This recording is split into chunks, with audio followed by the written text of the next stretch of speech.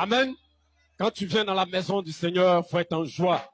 Parce que tu crois que là où tu es venu, tu n'es pas pour venir adorer un homme, tu n'es pas venu voir un pasteur, tu n'es pas venu voir quelqu'un, mais tu es venu adorer Jésus-Christ Nazareth. Alléluia.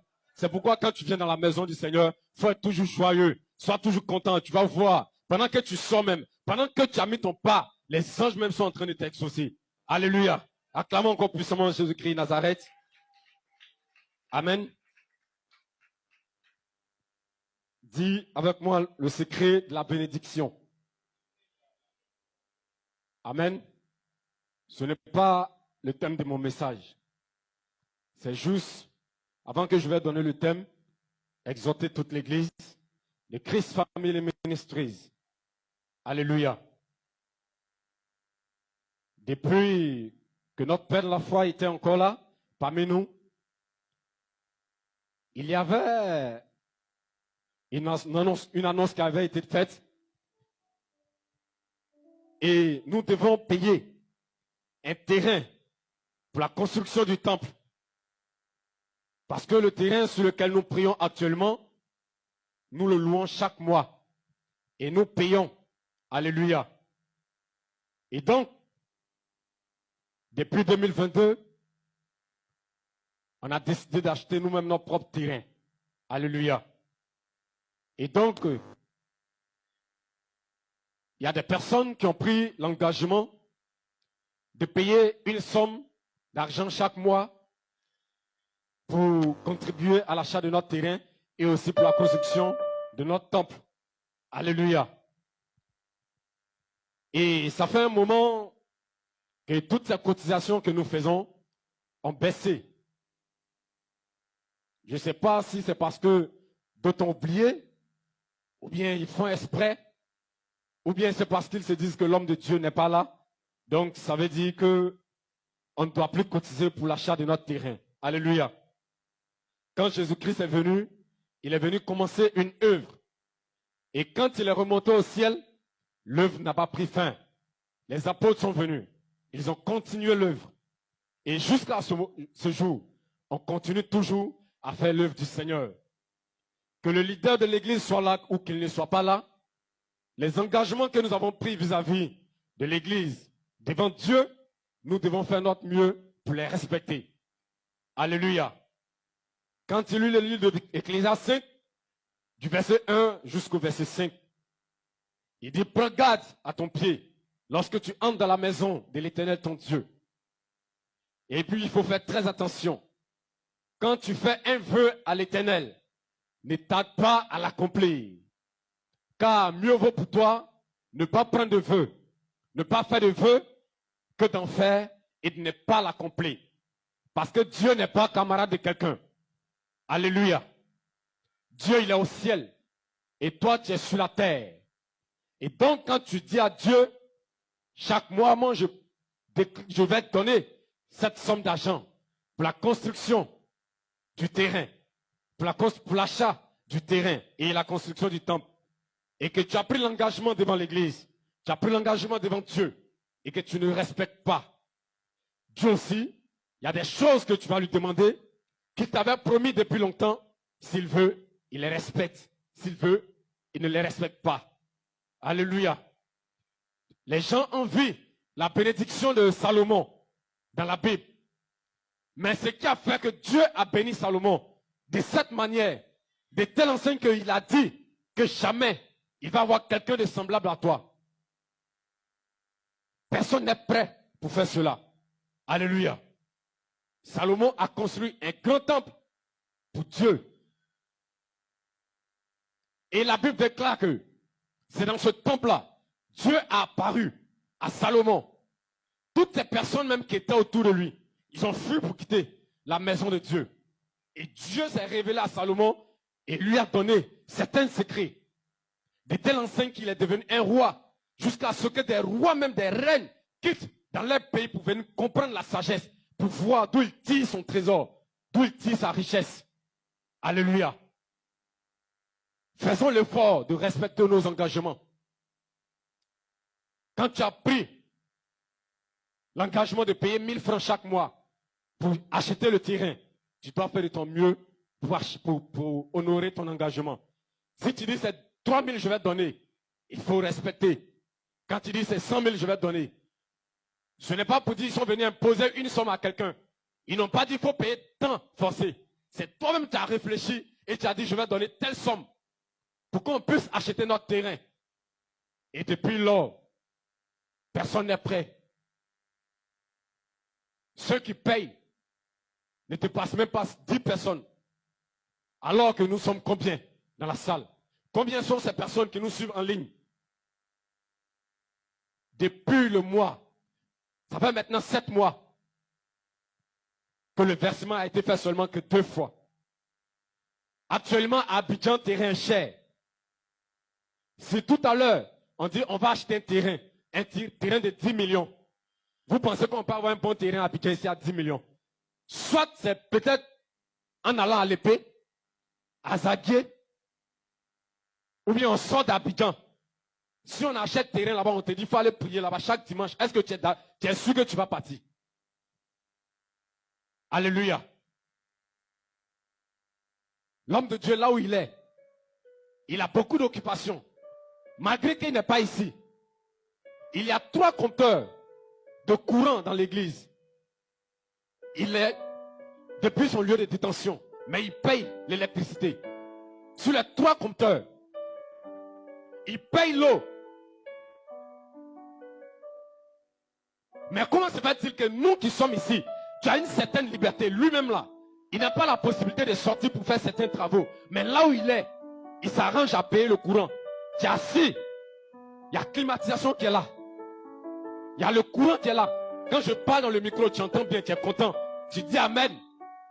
Quand je vais dire recevez la bénédiction, tu vas dire Amen, je reçois. Mais quand je viens et puis je parle, comme ça, il n'y a pas de micro. Peut-être que lui qui est au fond, il ne va pas entendre. Mais il est là-bas, il paye le courant. Les différents compteurs, il y a 3 compteurs d'électricité, un compteur d'eau. Mais il va payer ça à chaque moment. Et dans ça, il y a des personnes qui se lèvent encore pour aller derrière lui là-bas, pour dire, homme de Dieu, j'ai besoin que tu investisses dans mes projets. Quand toi-même tu vois ce genre de choses-là, est-ce que c'est normal? Il y a une manière de chercher la bénédiction. Quand tu as besoin que Dieu te bénisse, ce n'est pas, quand Dieu dit, si tu obéis à la voix de l'Éternel, et si tu mets en pratique tous ses commandements, il va te bénir. Maintenant, il a dit aussi d'honorer les points de Dieu avec tes biens. Ce n'est pas une église où quand tu vas, chaque mois, on met une enveloppe de 50 000 ici, 100 000 ici, 200 000 ici. On dit non, vous devez payer telle somme. Non, on ne fait pas ça ici. On dit de façon volontaire. On ne va pas toute notre ville louer un terrain. Toute notre ville, on ne va pas rester à louer terrain seulement. Même toi, dans la maison où tu es, est-ce que tu n'es pas en train de faire le projet de payer toi-même ton propre terrain et puis vivre dedans? Il y a combien de personnes qui veulent louer terrain jusqu'à la fin de leur vie sur la terre? Combien sont ces personnes? Et lorsque tu donnes 5 francs pour acheter une brique, pour construire le temple de Dieu, il faut savoir que Dieu ne peut jamais t'oublier. Si tu es venu t'asseoir à l'église, tu es venu trouver des chaises là, mais est-ce que tu sais comment les chaises sont venues? C'est les personnes qui ont acheté. Soit c'est l'homme de Dieu qui a acheté. Et si tu viens, on te dit, assieds-toi à terre. Quand tu vas partir, la prochaine fois, tu vas voir que tu ne vas plus venir à l'église ici. Donc faisons l'effort de respecter nos engagements devant Dieu. Nous devons payer le temple. C'est Dieu a fait grâce qu'on a pu acheter ce terrain. Que la gloire revienne à Jésus. Mais si Dieu a voulu aussi qu'on parte acheter un terrain à l'intérieur, en pleine ville, soit en Gré-Tocui, ou bien dans autre quartier, que la gloire aussi revienne à Jésus. Mais quand tu es en train de prier, et puis tu sais que tu es sur toi-même ton propre terrain, tu sais que personne ne peut venir te chasser. Mais actuellement, si on est en train de louer terrain, le propriétaire du terrain, le jour qu'il veut, il peut venir dire, je n'ai plus besoin de vous. Tout ce que vous avez dépensé, tenez et puis quittez mon terrain. Est-ce que tu es sûr? Si c'est maintenant qu'on va commencer à courir pour chercher certains coins, toi tu vas venir à l'église encore. Alléluia. Ce n'est pas normal. Il ne s'agit pas de venir t'asseoir à l'église quand le pasteur prêche et puis tu vas dire Amen, je reçois cette bénédiction. Non. Il y a des actes qui provoquent la bénédiction de Dieu sur nos vies. Et quand nous posons ces actes, même si le diable veut, il n'a qu'à t'attaquer comment? Mais quand Dieu décide de te bénir, tout ce que le diable fait, c'est inutile. Ça ne pourra pas marcher. Alléluia. Il faut que toi, aujourd'hui, quand on te voit en cette année 2024, l'année prochaine en 2025, qu'on dise qu'il y a un changement. Alléluia. Oui. Il faut qu'on dise qu'il y a un changement. Alléluia. Donc, faisons l'effort de respecter nos engagements.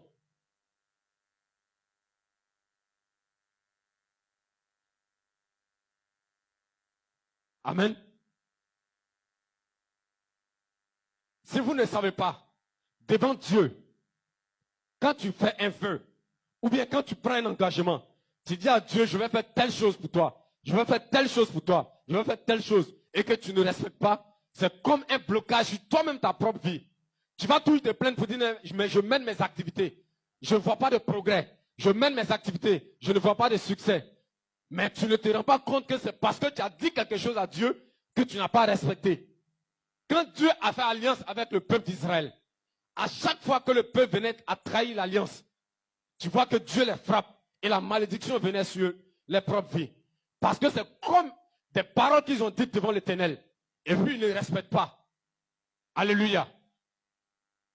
Tout à l'heure, il y a des personnes qui n'ont pas encore pris d'engagement. C'est de façon volontaire. Nous, ici, dans notre assemblée, on ne va pas obliger quelqu'un pour dire qu'il faut payer telle somme. On ne va pas t'obliger pour dire qu'il faut faire telle ou telle chose. C'est de façon volontaire. Si tu sais que c'est 500 francs, tu peux payer chaque mois. Tout à l'heure, je vais te donner des feuilles. Tu vas inscrire ton nom. Tu vas mettre ton numéro de téléphone. Et puis, tu vas mettre la somme que tu vas payer chaque mois pour la construction de notre temple. Et aussi pour l'achat de notre terrain. Alléluia. Alléluia. On dirait qu'ils ne sont pas contents. Hein? Quand on parle de l'argent maintenant, on dit non. Alléluia. Ça bloque nos vies. Les bénédictions, il y a plusieurs manières d'attirer. Même si moi je viens et puis je dis, je déclare que tu es béni.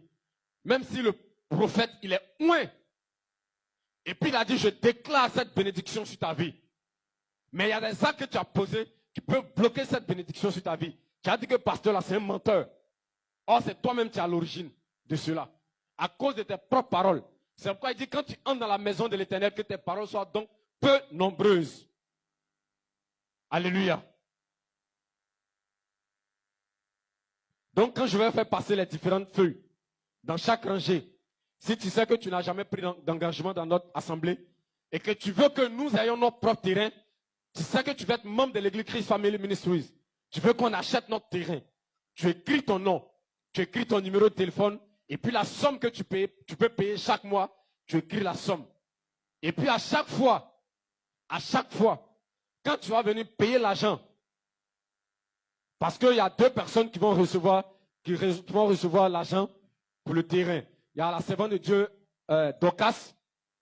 La voici, celle qui est devant. Elle va se tenir debout pour que vous puissiez la connaître. Pour ceux qui ne la connaissent pas, voilà, c'est la servante de Dieu, Dorcas. Elle reçoit aussi l'argent pour le terrain chaque mois. Et aussi, moi, je suis avec elle maintenant.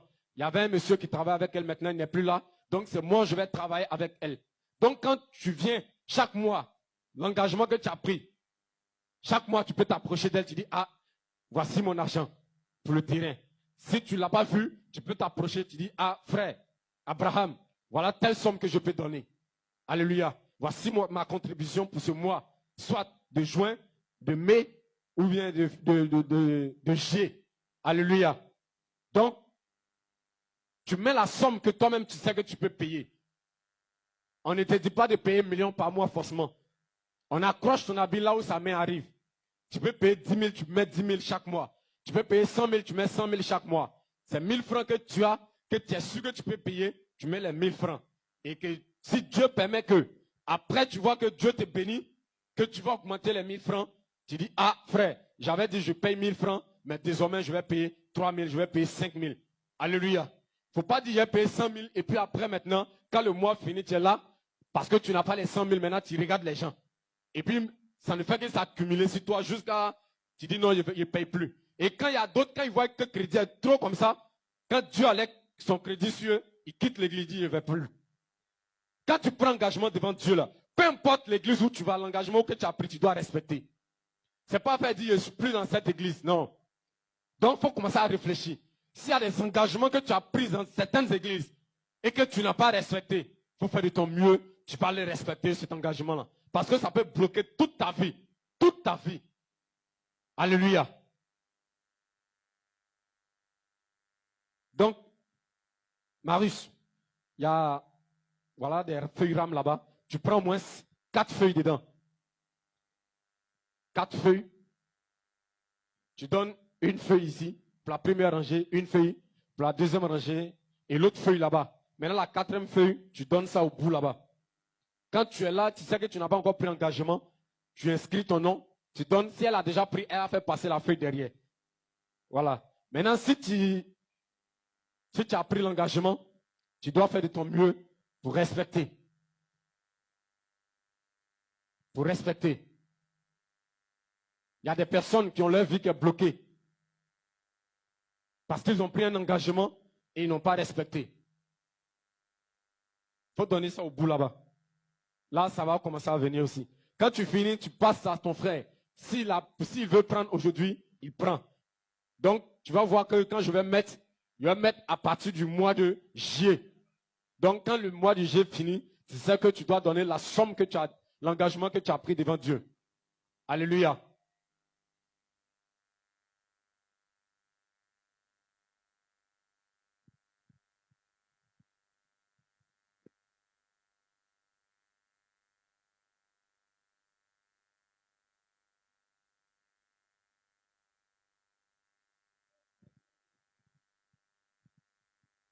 Amen. Je pense que tout le monde a bien compris ce de quoi je vais parler.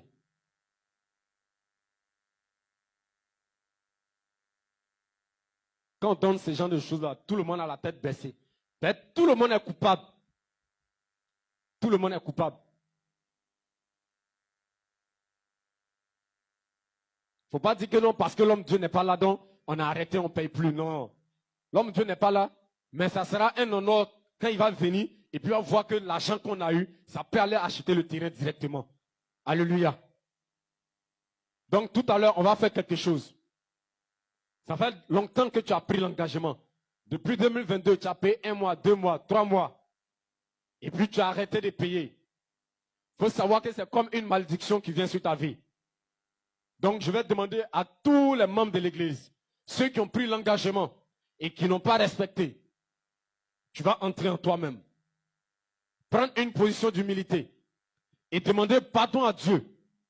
Si tu es en ligne, tu sais que tu as déjà pris engagement devant Dieu et que tu n'as pas respecté ton engagement, il faut savoir que c'est une malédiction qui vient sur ta vie.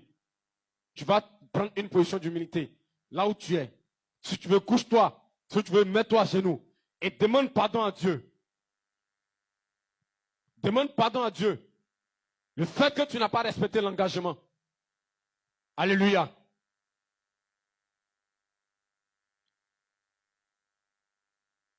Donc, si tout le monde est prêt, on se met à genoux, on se couche. La position d'humilité pour demander pardon à notre Dieu.